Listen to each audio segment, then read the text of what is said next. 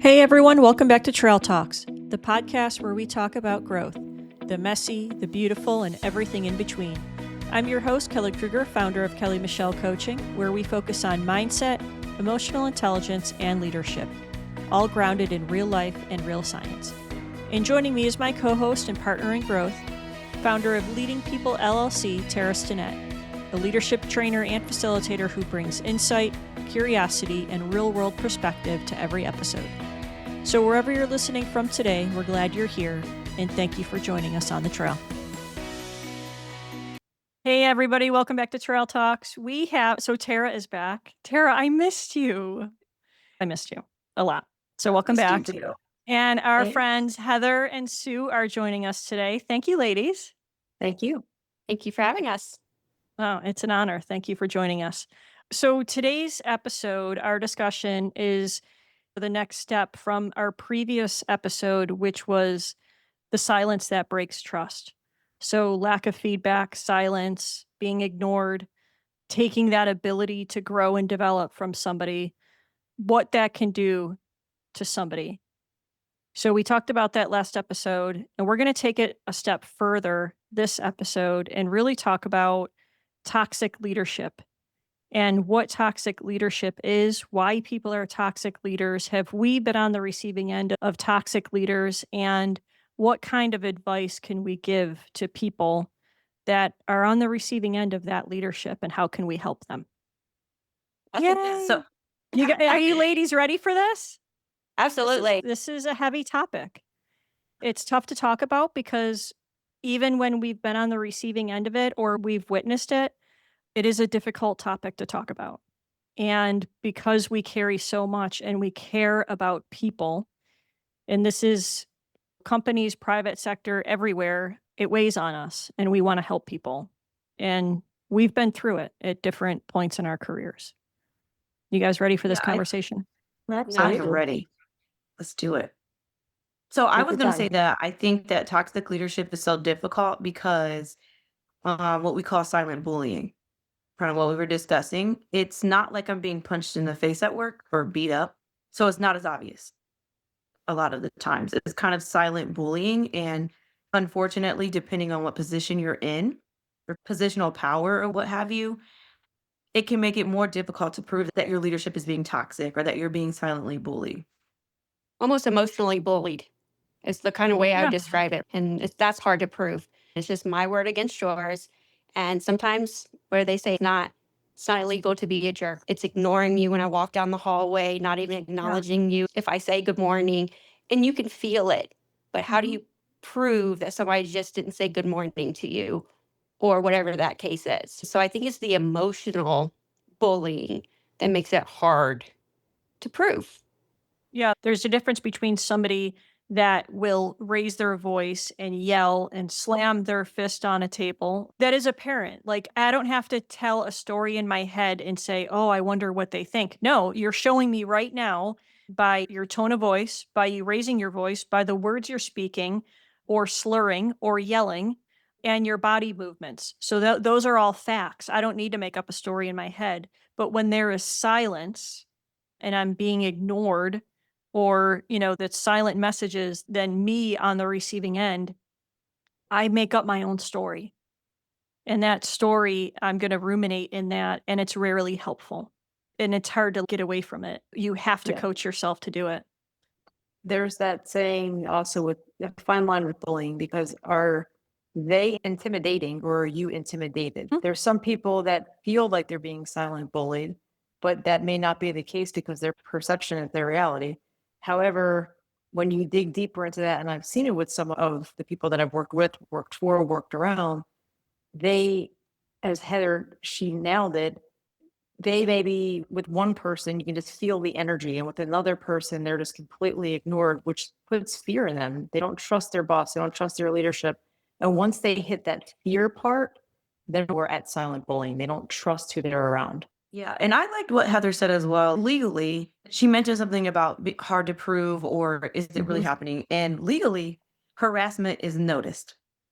Legally, harassment, you can file a harassment charge on somebody, whether you're in the workplace or not, but bullying is not legally noticed all the time. It's not a real thing. It's not something that's legally binded where harassment is. And harassment can teeter the lines of bullying, but bullying, it doesn't teeter the lines by definition of harassment. Correct. Oh, that's No, interesting. no, absolutely. Mhm. I've had individuals that I've worked with throughout my career, even young into my career, and I'm like, they don't like me. And people, oh, no, no, that's just how they are. And I'm like, no, they don't You like feel me. it. Like, I know they don't like me. I can't tell you what I've done. I can't tell you why they treat me differently, but I know they do not like me. They just talk to me differently. They react to me differently. Just anything I want to do something and it's automatically a no, or the next person wants to do it and they're like, oh, yeah, that's not a problem. I'm like, well, hold on. When it was me, it was a problem, you know? And so you've seen it throughout. Or I've had people come to me and I have to look at them and go, Yeah, I know what you're talking about, but I don't know how to fix that for you." I think as a leader, that is hard. That is hard when you know it's happening and you go, how do I fix it? What do I say? Because it's just going to probably make the situation worse. How do I coach or help this person through that kind of situation? That I think is also almost as difficult, if not more difficult, than the individual going through it, is that bystander knowing there's nothing they can do or feeling powerless to stop the situation. Yeah. Um, It's up to us to explain the perception of what's happening. And Heather, you said something interesting. If somebody says that's just the way they are, I have Yeah. a hard time accepting that sentence. Mhm. Personalities are different. We've all walked different paths. We all have different experiences. But you can't tell me that there is a company in this entire country that doesn't have a mission statement or a vision statement about treating somebody with respect. There is Right. no mission or vision statement of any company out there that says you could be disrespectful to your employees and to your colleagues. No, I have a hard time with that. I don't care. Personalities are different, people are different, but respect is non negotiable. Correct, but so many mission statements are fluff. Let's talk about how many companies actually follow their mission statement. It looks good on the wall, it sells their product. However, if you go to their HR and pull their records, I guarantee it, their records don't match their mission statement. I want to touch on what Heather said, which was Yeah. really interesting, is the bystander part. And I think that's what makes this team of the four of us unique, because we've all been through some stuff together in the last couple of years. And we've watched others, and that's the harder part for me. I can handle someone attempting to bully me, but when I watch one of my friends go through it, it's just a totally different level, a totally different feeling. It hurts. Absolutely. Breaks my heart. Absolutely. And as a person that has been in a situation that's been bullied, I'll just jump into it since we're Yeah. talking about it. Yeah. As a person that's been like, I'm the same. Usually it takes a lot to make me have anxiety and go through the motions that I went through. Granted, it was a long time that the bullying was happening. So, but it does take a lot for me to feel that way. But the worst part of all of it was the anxiety, depending on the position that person is in the position that you're in. And I have statistics on who's bullied more than others, depending on your position, which we can get into later. I thought I was crazy. I thought that Oh, I yeah. was making this up. I thought I was just being emotional. That Like, was are their you intent. Yes, they're being narcissists, right? But because of their position, they're like, there's no way that they're doing this for real. Like, I'm just being emotional. That was the hardest part really to deal with. But into Sue and Heather's part about what they said about watching someone else go through it, not only was I going through it, my friends, my colleagues, other people were going through it at the same time. So not only am I dealing with my emotions and trying to control them, I'm also the bystander. So I'm getting it from both sides, and it's a difficult situation. And For then sure. for me to be there watching not only you go through your life events, another person on this podcast, not going to say whose name, going through their life event with similar. I honestly got to a boiling point with I just couldn't understand what the target was for. But you actually handled yourself extremely, extremely well for what you were going through. And a lot of it goes back to the topic of silent bullying, because it took, I think, because you were unbreakable, that was when it became more of the harassment line, which is you can document that, right? So for a long time, it was the more of the silent bullying, but you just stood tall and nothing was happening. And then it reached that point where, that person took it to the next level. But it kind of goes back to what you talked about last week, having somebody to go to, having somebody, knowing you have somebody in your corner that you can trust and go, am I crazy? Am I really feeling this? And I have had people come to me and talk to me. And one thing that they'll say is, but I know you've got stuff going on too, right? And I go, no, that's the biggest thing in my world.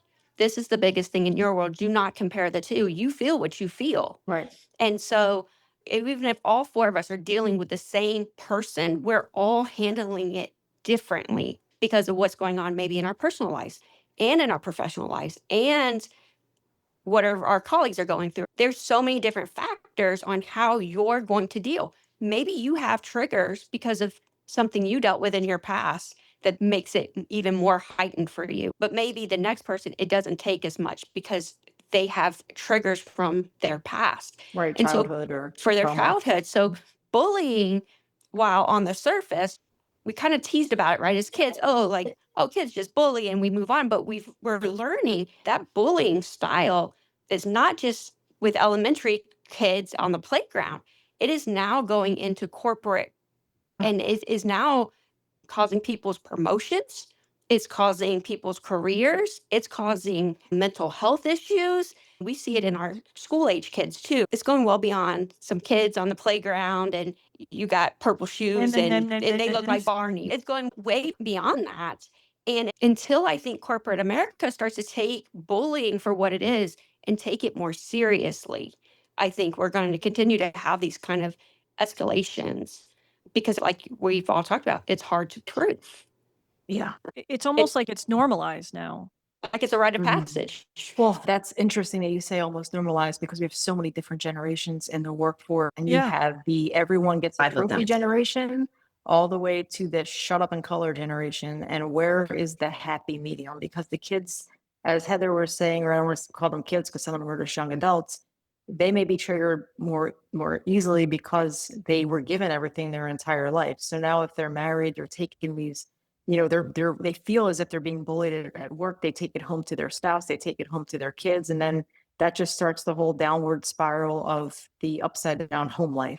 So I think you nailed it we have to normalize just treating people with respect and get away from any form of bullying. Can we talk about what silent bullying and toxic leadership kind of looks like? Is that where you were going with this? Yeah, figured. I was for the listeners because I think the listeners like when we define and kind of teach a little bit. Let's define what silent bullying is, and then we can shift to the traits of a toxic leader. And because I want them to hear it and see if any of it resonates with them. So define silent bullying. It's the use of avoidance, exclusion, or withholding communication to control, punish, or distance from somebody. And there's some examples: withholding feedback, inconsistent behavior. So nice to others, exactly what Heather was saying, nice to others, cold to other people, no eye contact, so they're dismissing you, not advocating for somebody behind closed doors, excluding from opportunities. There's a long list of things. And then when we look at core traits of toxic leadership, and I'll share the references after this list, but just real quick, self-centered, so narcissistic tendencies. They take credit, deflect blame, use people as tools, destroys trust and psychological safety. There's abusive or degrading behavior, so humiliation, sarcasm, belittling, so fear-based compliance. And then silent, passive toxicity, inconsistency and favoritism, different standards for different people, management control, they don't trust subordinates, and then lack of accountability. Barbara Kellerman, she wrote the book Bad Leadership. Define toxic leadership type. So Barbara Kellerman, Bad Leadership, defines it as incompetent, rigid, intemperate, callous, corrupt, and evil. Oh, evil. Oh my God. I don't have an issue with rigid though. I don't necessarily agree with rigid. I think it being rigid. depends on your field, because if you're in a field That's where true. you need creativity and innovation, then you got to be a little bit flexible as a leader. But it just reminds me of ostracism. That I don't know. I feel like that encompasses it all. It kind of reminds me of shows exclusion activates the same brain regions as physical pain. I Yeah. don't think people realize when they apply their toxic leadership tendencies or they do the silent bullying, which silent bullying is a toxic leadership tendency, what they are doing to that other person. And that other person feels the pain. So for those that didn't get a chance to listen to the last episode, please do so. But we compare the emotional pain and physical pain, and there was a study done where kids were excluded from an activity, and when they were excluded, when the brain scan was being completed, it was the same portion of the brain, singular cortex, something, one of the cortexes, that portion of the brain lit up. It's the same part of the brain that lights up when you are physically in pain. So if your hand touches a stove and you feel that burn, it's the same part of a brain that when you are socially rejected. Let me ask you a question with that. What if the person who is doing the silent bullying, that's the culture that they were brought up in, that's the work culture that they were brought up in? They don't even recognize, because that's their brain, they're adapted to that style. How do you go about in a workforce? How do you go about telling them that they're silent bullying if they had no idea they were even doing it? You as a leader, you see Yeah. it happening. What do you do? As leaders, every leader is responsible to shape the culture of their organization. So if they see it, they do not look the other way. They must address it and have a conversation and help that person grow. Because if that person went their entire career and nobody's ever corrected them or given them constructive feedback, then they think it's okay.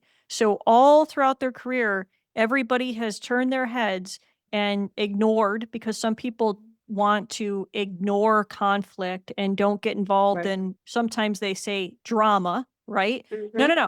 Don't say drama. Don't say drama. These are people we are talking about, human beings that have feelings, right? And everybody wants to do a good job. I believe everybody inherently wants to do a good job. They want to do meaningful work, but they also need feedback. So we as leaders, we have a choice. We either shape the culture and have those conversations to make everybody around us better, rather than sink into the culture that's been created. So, I agree 100%. I align with that because we worked around each other. But then you have the people who push back because of your leadership and because of your feedback. You're now mean, right? It's a fine balance. It's a very fine balance because you want to be honest and teach them, assuming they're teachable. And if they're not teachable, now you almost have a division because they're trying to shape you. So what Sue is saying, what do you do when you have somebody that is not coachable? Well, one thing I will say is that based on the research that we've done in moving on to like why people silently workplace bully, why people are toxic, one of the skills that they lack in general is the hard conversation skill. And I think you said in the last episode, like, don't call it a hard conversation, just have the conversation. But they just can't, they don't do well at receiving feedback. And I think that we do have classes and all the things for that, but they also have to be open minded to receive that information.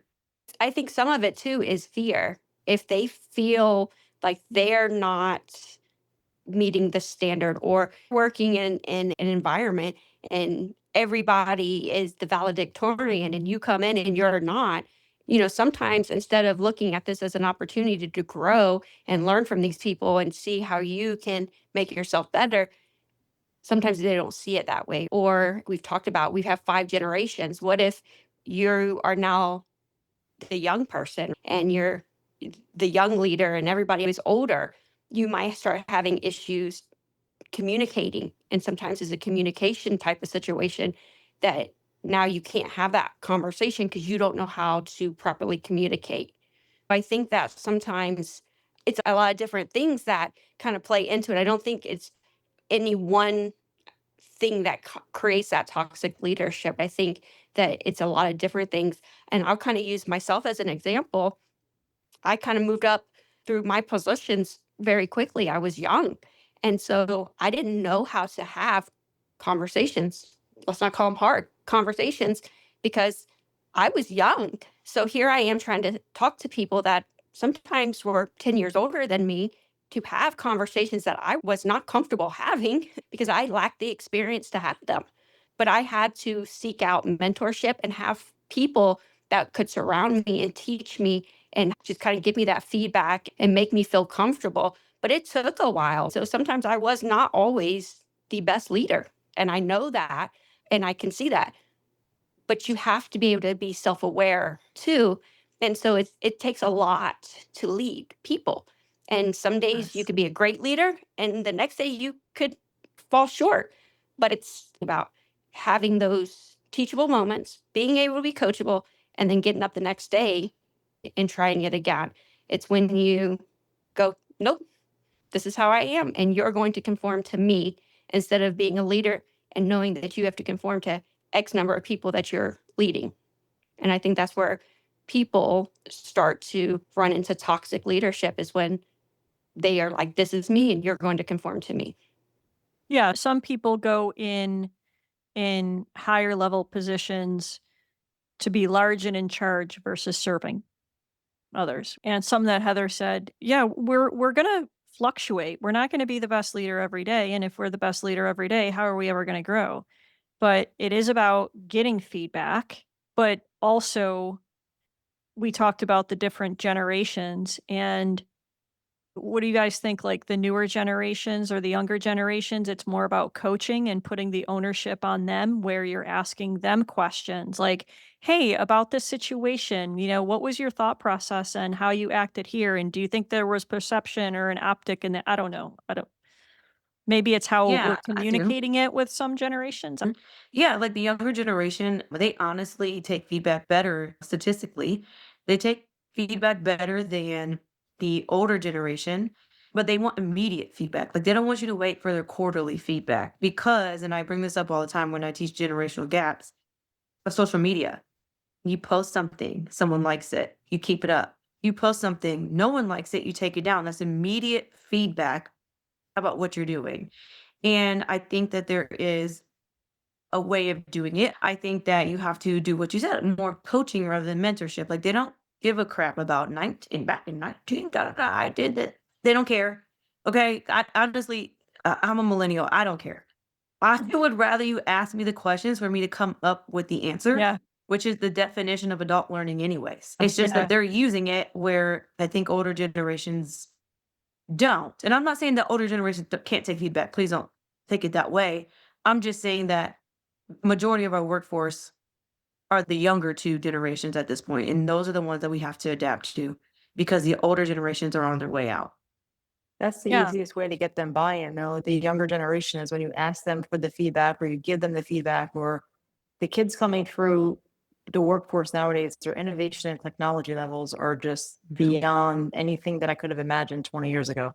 Through So the the roof. you're right. So the second you engage with them and show them interest and you allow them to know that you understand they are intelligent, just because they're 19, just because they're 20, doesn't mean that they cannot compete with us. So once you build that bridge and they trust you because they know you trust them, they'll listen to you. It's totally different than my generation.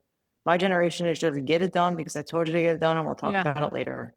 But the other thing I was going to say is part of toxic leadership and management in general is I like to call it macho management. Macho management. Macho man. Okay. Macho management. And when I say that, I think of King of the Hill. And I say that because King of the Hill, for those of you who don't know, because it is an older like game, I guess. Well, actually, no, I seen kids playing it the other day. But it's the last one standing on top of the hill. So you get everyone off this hill, and you're the king of the hill. You're the last one standing, right? So sometimes your rank or your position that you're in, it becomes positional power, and it's often mistaken for true leadership. It doesn't equal leadership, right? You have to work at that, like we were talking about. You have to be able to take feedback. All the things we just said. But a lot of times we play King of the Hill and you're the last one standing, you're on the top. Like that's cool and all good for you. But you'll be alone at the top of the hill. So it's more about leading from influence and empowering. It's not about being the king of the dang hill. It's about what did you leave behind? How did you influence others? What impact did you make? That's what true leadership is. And sometimes I think positional power gets to our head. And sometimes I think that's what plays into toxic leadership. Yeah, I think that leadership, I think of who's standing on that hill with me. That's what I think about. I think about who can I take there with me. I It's totally like, thought about that cartoon when she said King of the I Hill. did I was like, too. where's Yeah, she me going with too. this? Yeah, Me I thought too. I thought you were talking about the cartoon too, and I was like, I'm like, Bobby "Dang." Hill, where are we going with this? Yeah, me Stop too. Bobby, But man. Come on, guys. yeah, I have a mentor, and she's been my mentor for the last 26 years. I will tell Hmm. you, she raised me in my career, and she influenced a lot of who I am today, still instilling stuff into me as a young person. But what if I didn't get her? What if I got a toxic leader right out of the gate? Who would I be now? Would I be a toxic leader myself? Because about 5 years in, I did get a toxic leader, and it was rough for me. Luckily, it was short lived, and he retired shortly after. But I had gotten great leadership prior to, so I knew what it looked like. I knew what it was supposed to feel like to have leadership around me, knowing that I could make a mistake and it will. That wasn't the end of my career. I made a few, and I was shaped differently than maybe if I'd made them with a toxic leader.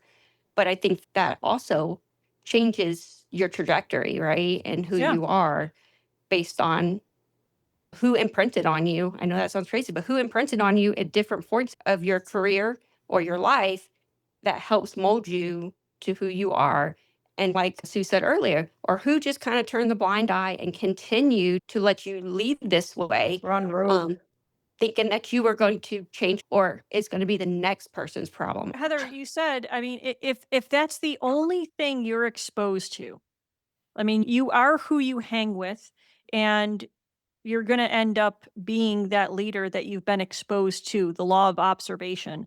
So whatever you're watching, it's monkey see, monkey do. If that's all you're exposed to is toxic leadership and that culture that's been allowed, more than likely you're going to be a toxic leader. That's a And fact. That's a Well, fact. I don't disagree with that statement, but I do like to say that a lot of times it just growing up in the environment I grew up in, I could have been a product of my environment or I could have done better. yeah, Times out of 10, you could become a product of your environment, but I think there's also an opportunity to learn, but that's if you have an open mind, right? But I also think if you had somebody, because I'm the same way, Tara, I agree. I could Yeah. have been the product of my environment. We all have our stories, but I think if you had somebody that showed you there's a different way, even if it's one person, even if For it sure. was one friend and their family did it differently, or one mentor, or just one showed you there could be a different path. The easy button is to go, this is what I know. This is Yeah, this touche. is what I've been taught. I think talking childhood and family is different than talking. What I'm talking about is more toxic leaderships in the career field that you're in. And I can tell you, it's funny now where I am in my life compared to where I was 25 years ago. And Heather and I have had this conversation. I look at back on some of my first people who I supervised, and I would not call myself toxic because I didn't bully them, but I was a product of my environment. I was a product of my supervisor, and it was just do as I say, do it now, don't ask questions. And it was a very structured, rigid career field. And as I was introduced to people who pulled me away from that, and I expanded on my career, I look back and I think, I really wish I can go back to some of those troops and do things a little bit differently. For the most part, they succeeded as well, but you can't have a whole team of quarterbacks, right? So what's Mm. funny is a couple of weeks ago, I had a conversation with one of my friends, and they were like, "Man, we never thought you would be so soft." And I started laughing. I'm like, "I never thought somebody would call me soft, right?" But I'm at that point now in my life where their mental health matters to me. Them going home at night and sleeping well matters to me. And if it's, I can fix it because of my words, or I can fix it because I can buy them lunch, or I can fix it just by letting them sit down and cry it out. Just whatever I can do to make you go home feeling good about yourself today is my end result. I knew that took a lot of self improvement with my tone. I mean, let's face it. I mean, I have RBF, it's in my DNA. It doesn't help with my career field. So I have to work extra hard for people to see past the fact that the RBF is not who I am. And I wish again, could go back 20 years ago. But as Heather said, it was the mentors at my 14-year mark in my career who turned the tables for me, and like I can't thank them enough. Yeah, and I think that's what makes you who you are today, though. Like Heather said, mistakes. It's not a mistake. Yeah. It's an opportunity to learn. And even though it sucks, like you did wrong with people that you've supervised, or maybe not even did wrong, but you could have done better. I won't even say wrong. I definitely, it wasn't, you're right, it wasn't wrong, but I Could have done definitely better. could have done better. Absolutely. Correct. Let's ask this question. What has been your greatest failure in leadership? So for me, my greatest failure is not finding my voice earlier in my career. I think that I have found my voice now, and I'm more than willing to use it when I need to.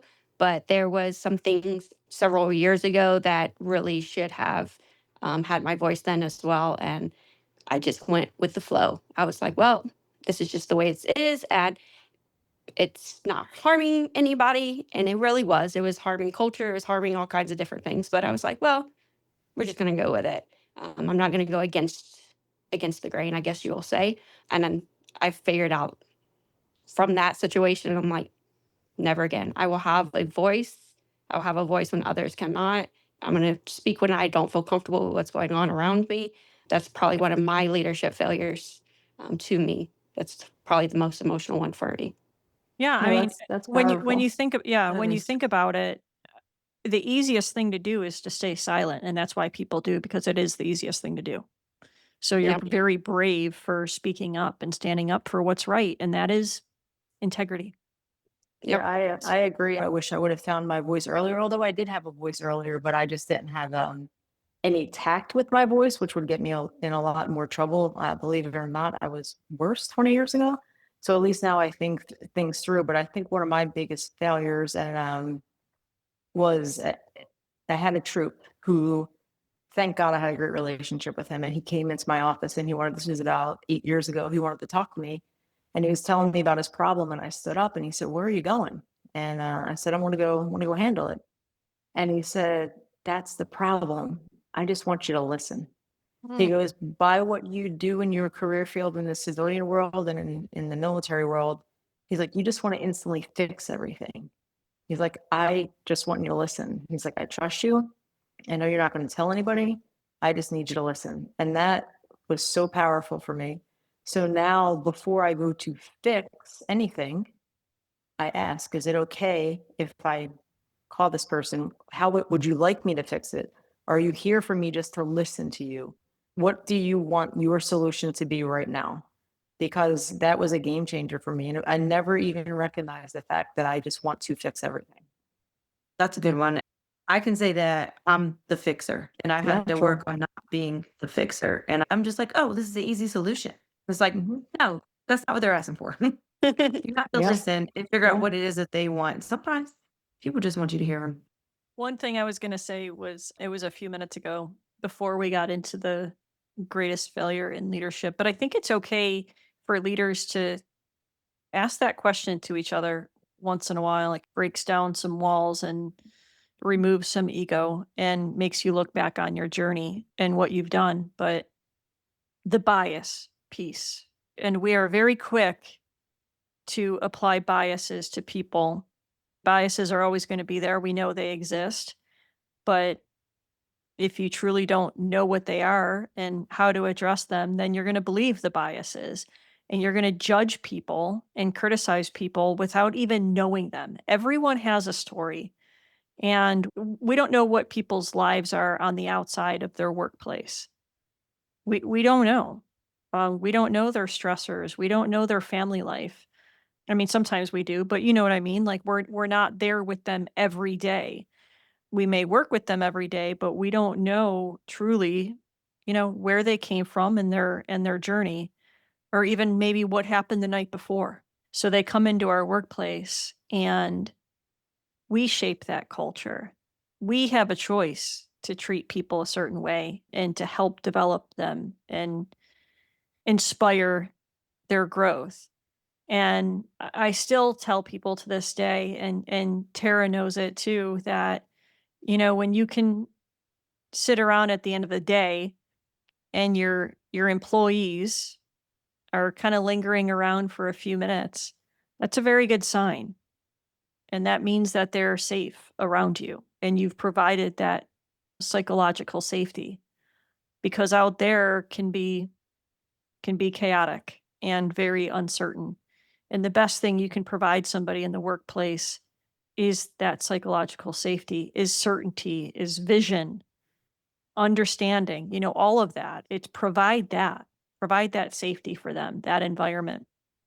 And we all talk about it and we learn about it and we read about it and we watch it and we listen to these podcasts. And yet still we have a tough time. Why? Uncomfortable. Well, Sometimes and it's so uncomfortable.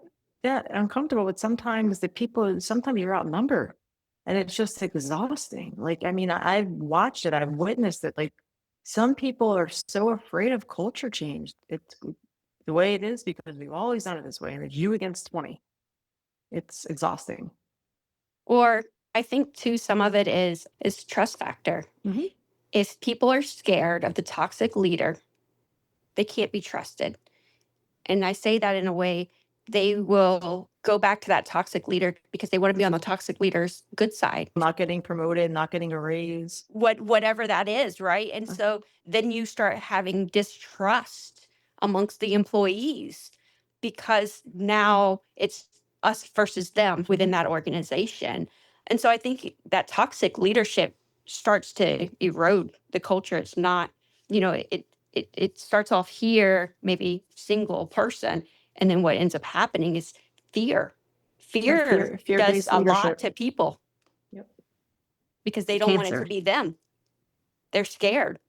Because they're afraid to rock their stability. Because they Correct. go against that leader, they don't know what's going to happen to their home life, their work life, their friends. they their get friends may fired. turn on them, right? Correct. Maybe they get fired, and Yeah.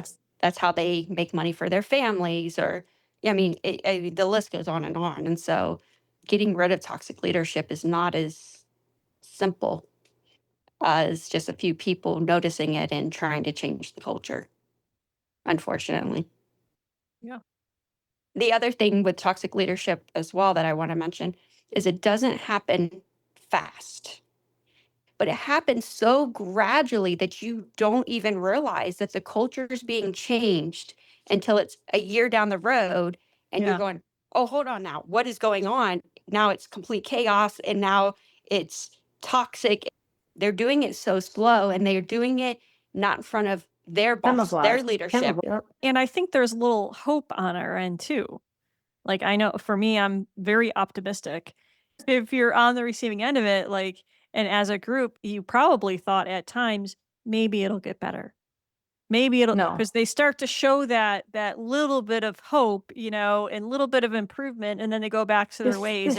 And for you, it's so inconsistent, and your nervous system is then hijacked, and oh God, I can't even. It may not be a good example, but when we talk about this in my career field at my civilian job, we say it's like having that stepdad that beats the shit out of you, but the next day he brings you candy and a toy. So it's like, who are you? Like, you just got me a toy, you're great, and then whack, he gets slapped in the head, right? It's similar to that. Like, they build you up and then they just beat you down, and you're just trying to figure out, what am I worth the candy and the toy, or am I not worth the candy and the toy? It's a very fine line. Yeah. They do say it's parallel to domestic violence. So not saying it's the Yes. same, but it is parallel. Nope, it's very similar, right? I mean, you and I've talked about that, Tara. It's very similar. It's very mental. It's very manipulating. They make you question yourself. The dynamics are completely there. Can I give some statistics on bullying? Yes. Yes, please. This is from Workplace Bullying Institute from 2024. It is a .org, so I assume it's a reputable source. Just kidding, it is. 32% of Americans are directly bullied. There's 52.2 million, so 32% of that. This was interesting. Majority of the bullying is top down. 55%. Wait, can you go back to the percentages? I'm a little tired right now. I need you to slow it down. Sorry, I get excited and I have Sarah, to back me up. I got here. you.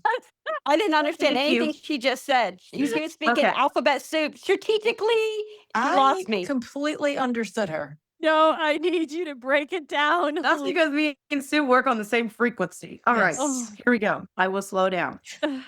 32% of Americans are directly bullied. Okay. So And you out s- of the 52.2 million people that they surveyed, 32% are bullied. Okay, okay. Okay, thank you. Thank you. You're welcome. This reminds me when I got too excited trying to say amygdala 100 times. Okay. Good. This one was interesting. Majority of bullying is top down. So not bottom up, top down. 55% is top down bullying. People of higher CEO or higher type of levels. Only 29% are actually from peers. That's interesting, I thought. It's still a pretty high percentage, though. It is. Yeah. It is, but I just feel like I would think that more peers would be bullying rather than like my CEO. The other one is that I thought was a hybrid, so remote and on-site, but like hybrid, so they're both. Workers are bullied the most, 51%. Really? Yeah, so I'm taking my leadership, doing my management masters, and I read that because they're not part of the in crowd because they're not in the office all the time. So they're outsiders. I did read that. Okay. Prevalence of workplace bullying. Now this is pretty interesting too, because 32% of adult Americans report being directly bullied at work. An additional 14% witness it. So that means 46% are affected by bullying. And then there's a 26% had no direct or indirect experience with bullying, but we're believers that bullying is happening. So 72% altogether of Americans are aware of bullying. And my Wow. last statistic, 74.8 million US workers are affected by workplace bullying, which is equivalent to combined populations of these 10 states, which are all on the West Coast. So after Texas, 10 states, it's equivalent to Heather, that. do you know where that is? Do you know where? I know What- you're what- not talking, Kelly. I know Well, you're not talking. West. I'm in Utah. So West. Oh, okay. Yeah, West. That's my West. I don't know if that's yours. Kelly is, yes, she do not even ever ask her for directions. When period. Don't ask me somebody either. says it's the north or south side of the building or east west, I'm like, what are you? Why do you got to talk like that? Why do So you just need to so talk you- like that? So just so you know, North is always in front of me, regardless of where I'm standing. Yeah, you would think, right? It is for me. Well, you Yeah, said thank you. you said almost 50% of people are directly bullied or witness bullying in the work center. Yeah. That's Is that their perception or is that proven bullying? It's So it's proven. It says in the survey, it was defined as repeated mistreatment, abusive conduct that is threatening, intimidating or humiliating, work sabotage, or verbal abuse. So that was the questions that they answered, Yeah. and 74.8 That is very million high. workers are affected by it. that's higher than I thought it would be. Yeah. That's shockingly high. so. What about the member on the receiving end? What do we tell them? What kind of advice do we give them? What can they do? That's a Documents. very good question because there's members on the receiving end who have seen peers or mentors make a formal complaint and nothing happens.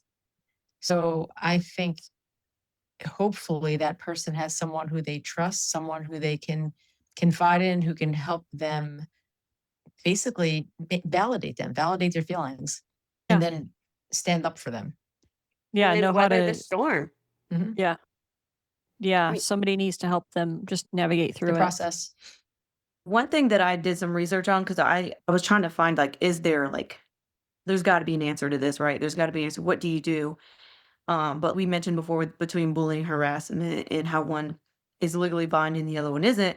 But one of the things that they said was that companies have workplace bullying because they don't have good harassment and bullying policies. It's not clearly communicated in their complaint procedures. And so they don't have processes in place where they take every complaint seriously, for one. And they don't have a process of good reporting, and they need to invest in a way to differentiate between misunderstanding and inappropriate conduct.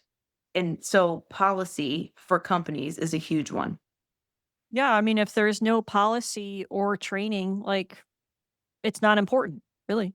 So Do from you think we overuse bullying? Do you think? That's back to where I was saying earlier, just checking the box. Yeah. It needs to be Um, clearly defined. Yeah. But how do you, and then the other thing is, it's hard to prove. How can I Well- say that you were being mean to me? The one thing Yeah. I was going to say, though, is in my personal experience, it's never one person that's being bullied, though. It's usually multiple people.